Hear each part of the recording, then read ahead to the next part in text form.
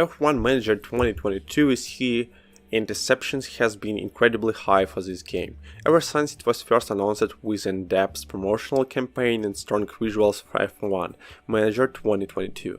It's trying to pry players' time away from both F22 and racing games as well. As Football Manager and other sports management titles, the question it has is success in mark from racing games, and here is our review of F1 Manager 2022.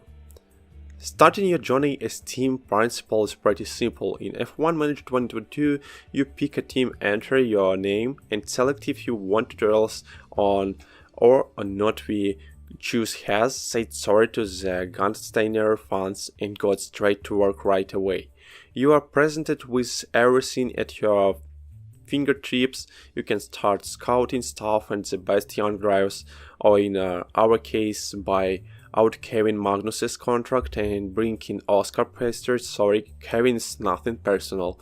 With pre-season testing running in the background, you can go right into the first race of the seasons, or start developing new parts immediately. The menus are relatively easy to navigate, and the email inbox acts as a good prompt to remind you about development needs and lack of parts after crashes, and any upcoming events that need your attention. Everything feels instinctive in the menus, but how complex is the car development?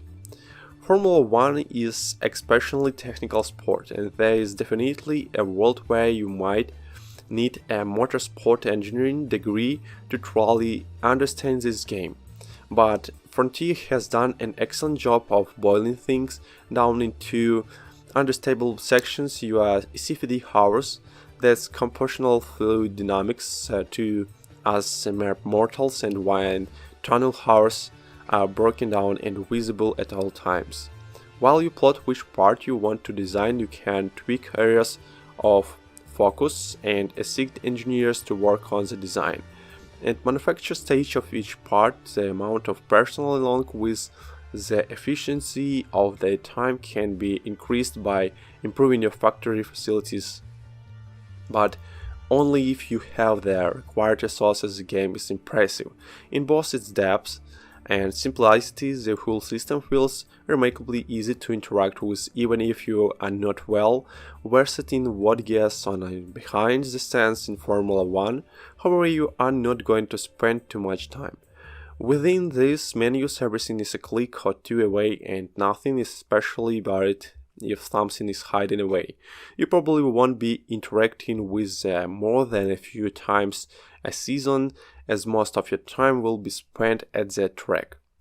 The race engine has been a huge selling point for F1 Manager 22, and it really is amazing to watch. Despite appearances, so everything is still incredibly simple to interact with. Much like the real world, your race weekend starts with practice, where fine-tuning the setup for your drives is crucial. It works very differently from F22, so in that you are not chasing lap time necessarily. Instead, you are chasing a good balance to the car, and while this balance depends on what each driver likes, one might prefer more oversteer while the other wants more tractions, just like in real F1 teams, where one side of the garage prefers a different setup to the other. Practice is very much not a case of slap on all the wings for Monaco and pull it all of aging for Monza. As it all comes down to driver confidence, the more confidence your driver has in the setup, the faster they will be. Again, very much like the real thing once practice is done. And thus that you are into the business and the weekend qualifying and the race. Now this is unfortunately where the racing engine does start to show some cracks, while you have an incredible level of control over your drivers when it comes to pushing the tires, maximizing throat and burning through areas. The action on tracks is far from practicable and can get a little frustrating considering we are starting to look at the downsides of the game. Now we might as well cover them. All before we move on, have you subscribed to Racing Games? Yet just one click and you are in Racing Games. Grid and hit that notification bell to so you never miss an upload. Alright. On with the video, for as good as the race engine is to look at, there a few drawbacks in issue 2 in qualifying.